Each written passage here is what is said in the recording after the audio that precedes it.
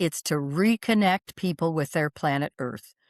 We've gotten so far away from that. The First Nations were embedded in the earth. They lived every day connected to the planet.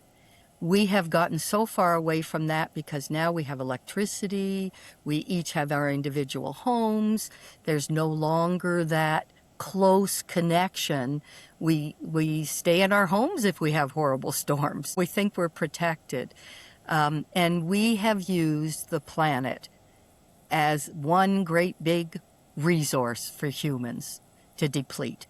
And now it's catching up with us. My vision in starting Earth Fest was to show people how they need to be reconnected, how all of us, all beings on this planet, are interdependent.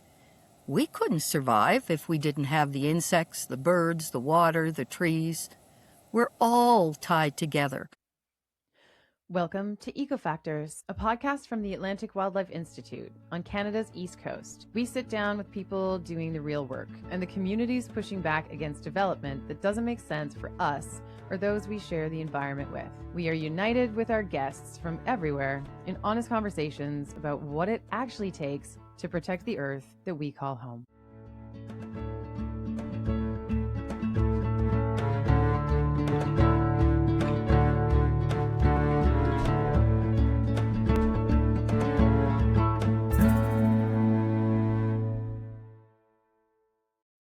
Welcome to Muriel Jarvis. Welcome to Ecofactors. Thank you. You're welcome. I am so grateful to share this space with you and to talk about so many of my favorite things. Festivals is one of my favorite things. And Earth is also one of my favorite things. And you were noticing before we hit record that we're both wearing pink. I thought I would put my circusy festival shirt on for Yeah. you. How are you feeling? It's coming up soon, right? Earth Fest in St. Oh my goodness, yeah. I mean, every year, this is the 5th anniversary. I cannot believe that. But this is the 5th anniversary. And each year I start the hard organizing in January because I know how quickly June comes along. And Yeah. here we are, almost June. Absolutely.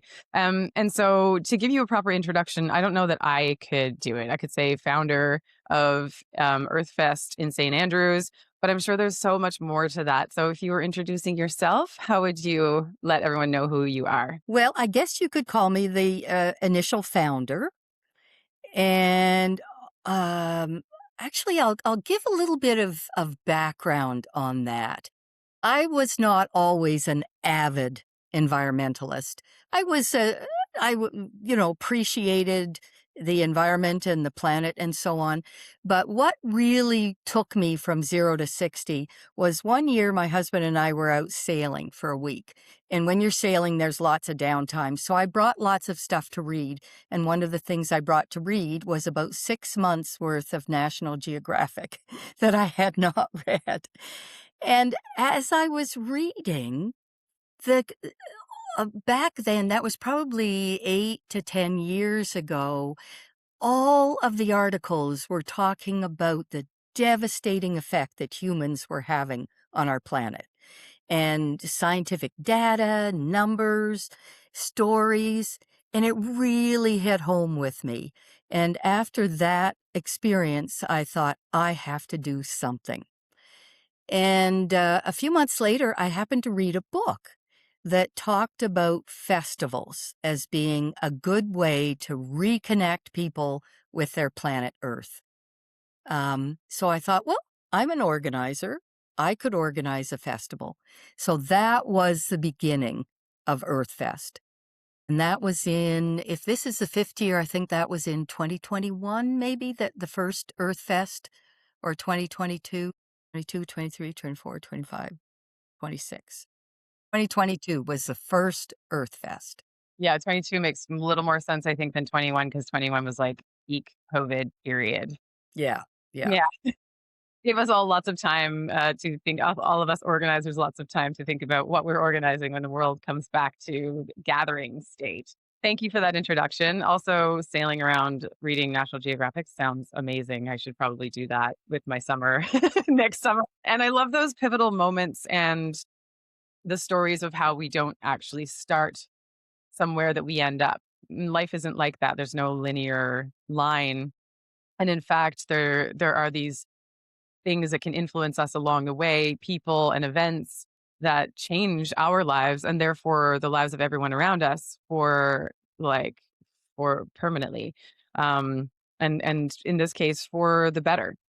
Um I know that festivals, as a festival organizer myself, I know that festivals have a huge impact on community, um, and on public education. And this is one of those festivals that's very dear to my heart. And that's why I wanted to, the design of this festival is something that's very dear to my heart and why I wanted to come back and interview you after our first discussion that we had. Um, so to introduce Earthfest first, then before we get back to that book, what is Earthfest in St. Andrews this year going into its fifth year? You said. Fifth year. Yep. St. Andrews is a very special place. Those of us who lived here are consider ourselves extremely lucky. There are so many resources at our disposal as a community. Many organizations who have venues. I mean, for instance, Minister's Island, an absolutely gorgeous spot. Huntsman Marine Discovery Aquarium, another fabulous venue. Sunbury Shores Arts and Nature Center, bringing together nature and art. Um, we have a nature club here in town. Um, we have, I mentioned the aquarium. We have a beautiful area at the Point. We call it the Point. It's an open area where a number of different events take place when it's not raining because there's no tent or building there. But we're so lucky to have all of these various resources. So when we started Earthfest the first year, I partnered with Sunbury Shores because we wanted to sort of try it out. And Sunbury Shores is right downtown. It's within walking distance of the schools. So the first year, we had children from the elementary school come in every hour, a different class would come in, and we hosted workshops and educational sessions for them. Then in the evening, we invited the parents, the adults in the community to come, and we had a number of different activities for them. Year two of Earthfest, we thought, we need to broaden, we need to be outside, we need to be in a bigger venue. So that's when we moved to Minister's Island.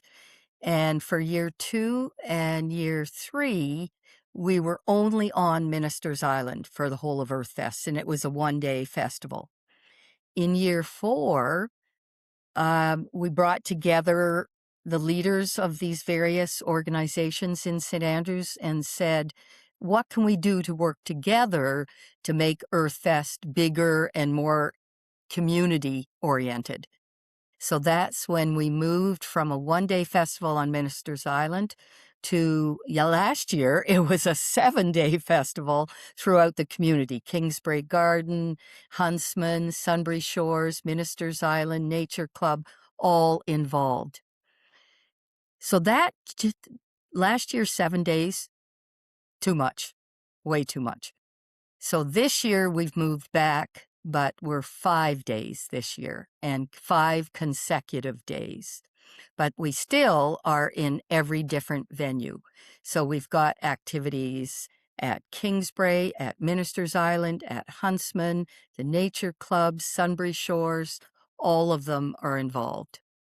And I love that the program is always changing and that the length of it gets longer or shorter depending on how many partners you have and what's happening with the weather and that kind of thing is all, I think, very important to work with as a festival coordinator. And I don't think that it shouldn't just change again depending on what happens next year. And I think that it's okay for it to move and change and be fluid and organic. But that the kind of pillars of the purpose of the event stay the same, no matter if the length is different and the program is completely different and the people involved and the partners.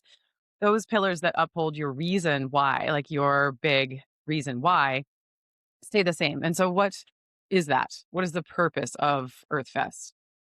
Well, in one little statement, it's to reconnect people with their planet Earth. We've gotten so far away from that. Um, the First Nations were I embedded in the earth. They lived every day connected to the planet. We have gotten so far away from that because now we have electricity, we each have our individual homes, there's no longer that close connection. We stay in our homes if we have horrible storms. We think we're protected. And we have used the planet as one great big resource for humans to deplete. And now it's catching up with us. So my vision in starting Earth Fest was to show people how they need to be reconnected, how all of us, all beings on this planet, are interdependent. We couldn't survive if we didn't have the insects, the birds, the water, the trees. We're all tied together. And so it's an attempt to bring back that connection so that people can truly experience that connection. Yeah, I'm going to ask you about some of the specific programming details that make that connection happen and allow people to leave feeling more connected. But first, I want to go back to this book that you read. Can you tell me a little bit about what this book is, who's the author, and how did they end up influencing you so much?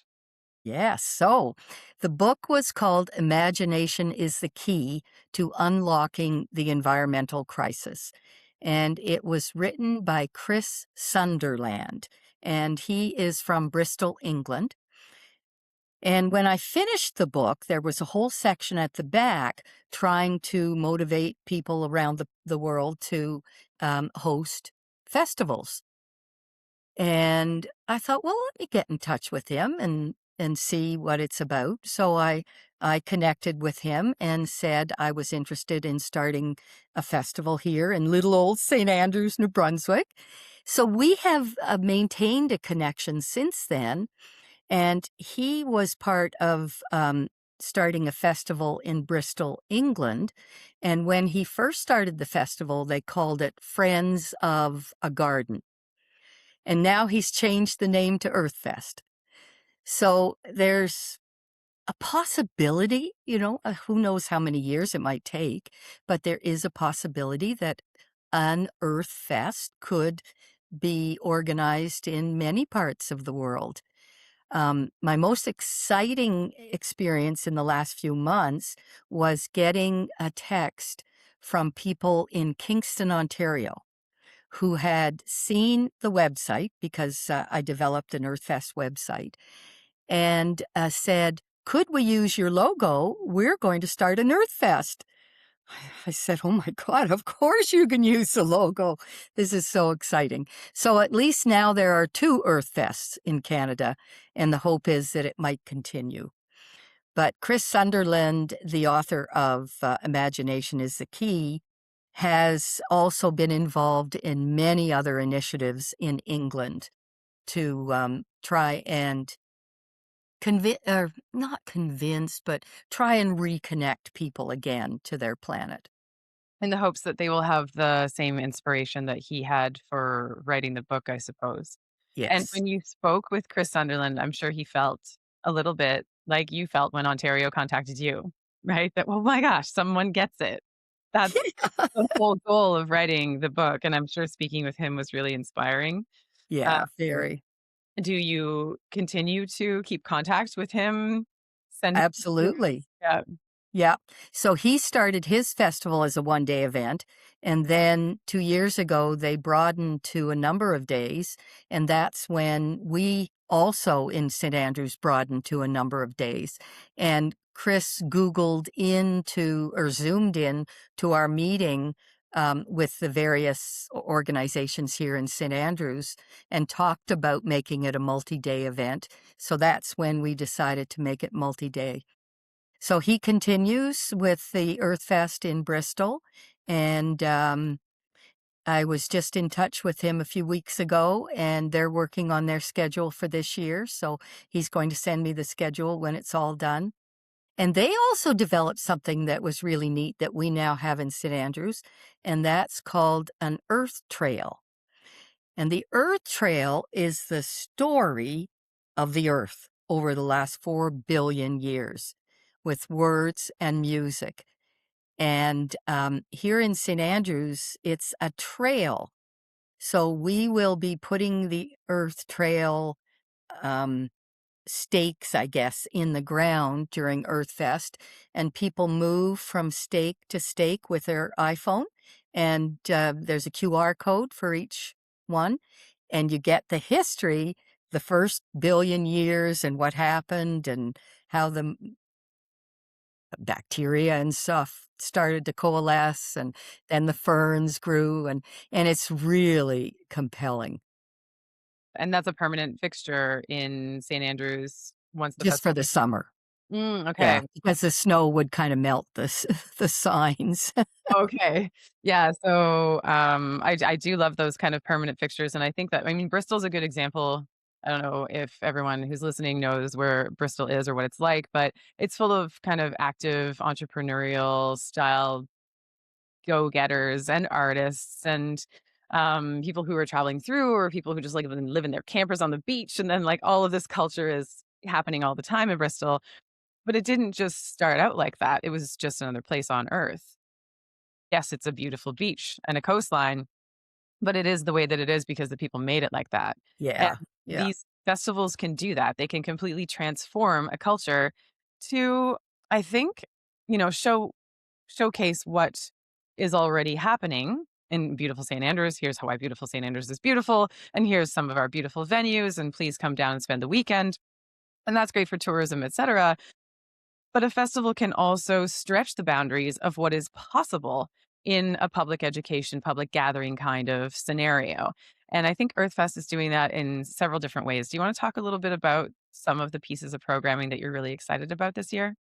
So we have so many wonderful people who live in this area, people with amazing expertise. Some of them are retired from careers and have come and settled in St. Andrews, and some of them have been here for several years. So one of those wonderful resources is named Todd Watts, and he's a biologist and has a wealth of knowledge about birds. He's going to kick off EarthFest with a talk on golden and bald eagles.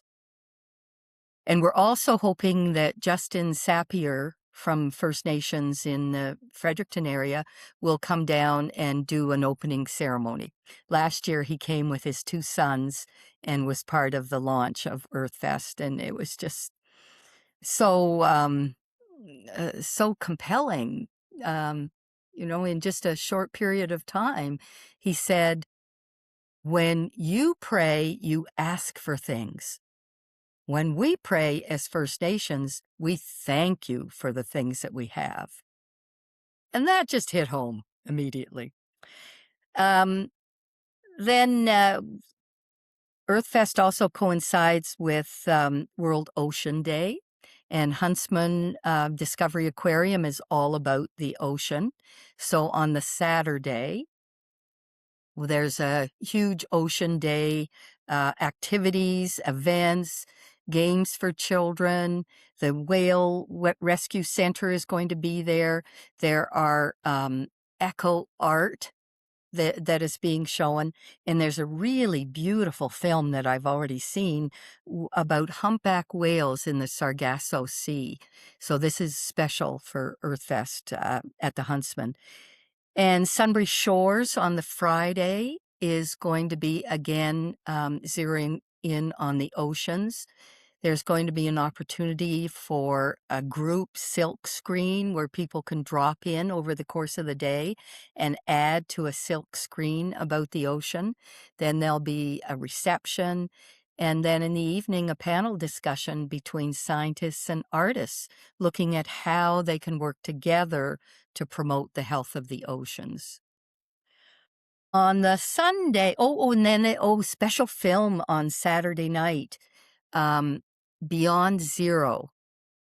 We have the producer who is coming in to be part of what's called Kingsbray Conversations, which will start when Earth Fest ends. And this fellow produced a film called Beyond Zero, and it's a very interesting story of a large manufacturer who went to zero emissions. So that's a Saturday night. And then both Saturday and Sunday, In Step Adventures, they do kayak tours. So they'll be there Saturday and Sunday doing kayak tours of Navy Island, which is a beautiful island just off the wharf in St. Andrews. Sunday is all about Minister's Island. And because of the tide of Minister's Island, Sunday starts at 10 and goes until 2.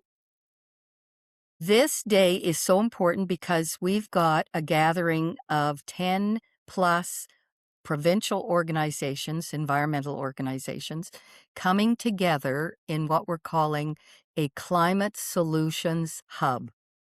So Ministers Island has a huge tent, and under that tent, these organizations will be providing activities, displays, talking about how we as individuals can make changes to what we do to help in the climate crisis.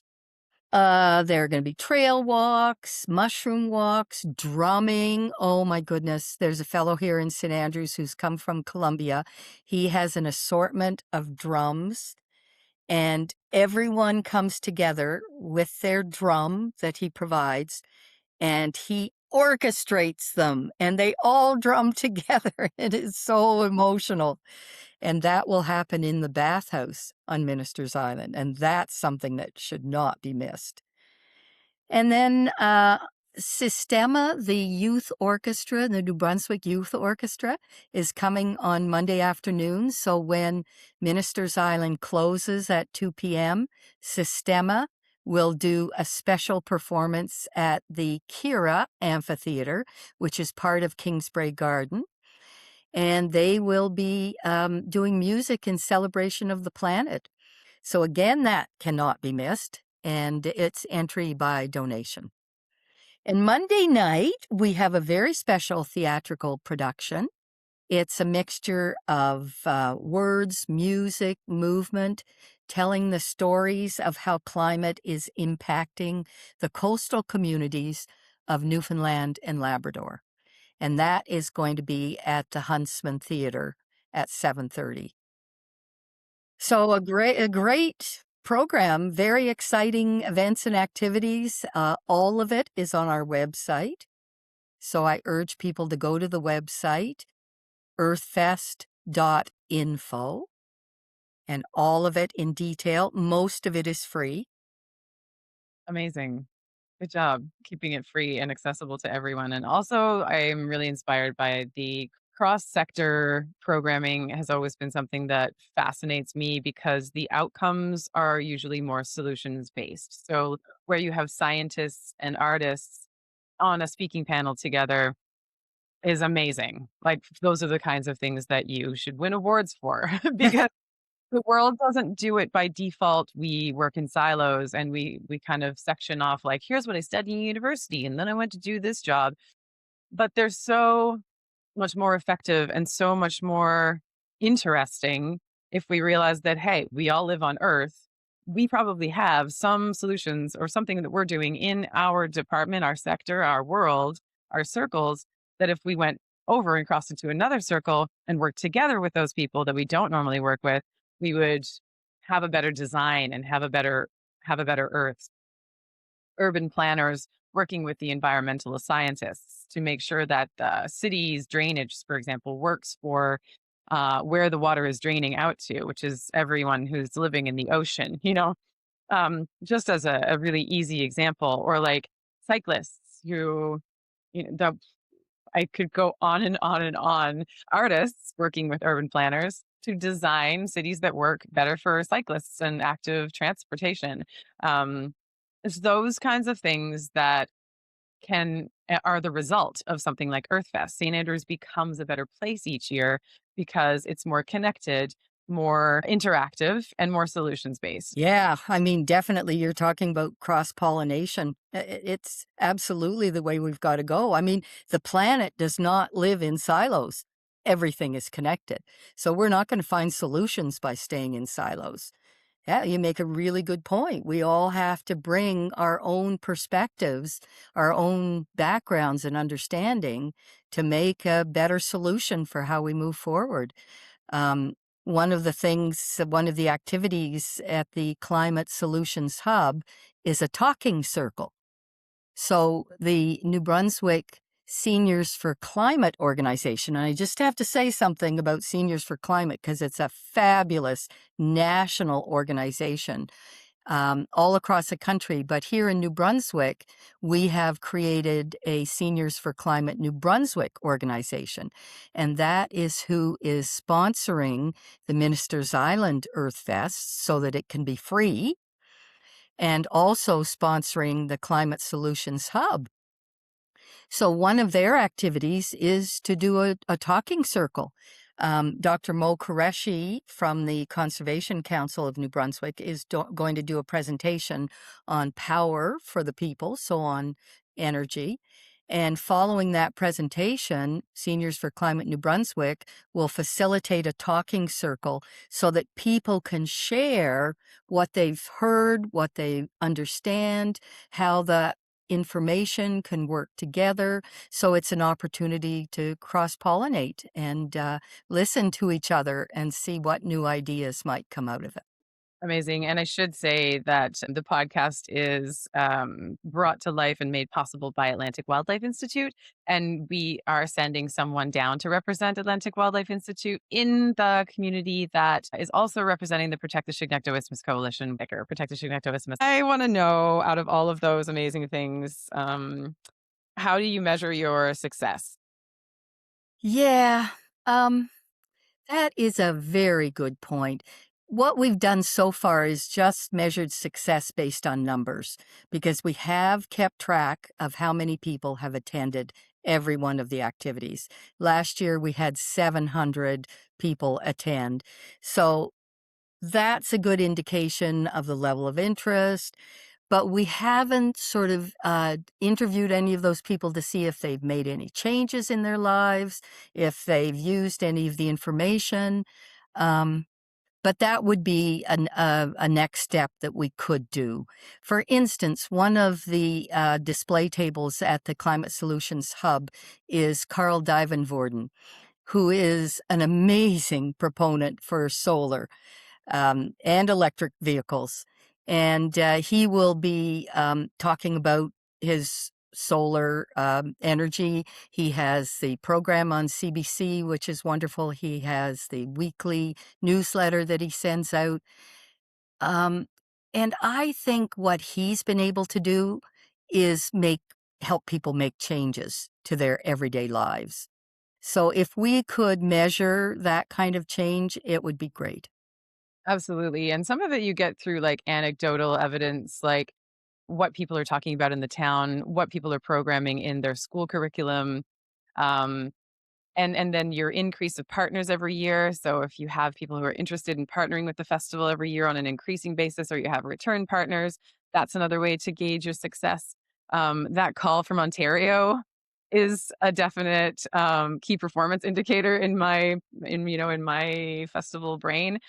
The more tourism stays, that's good, because if everything that we did was good for the economy as well, there's your cross sector kind of Yeah. thinking Yeah. analysis.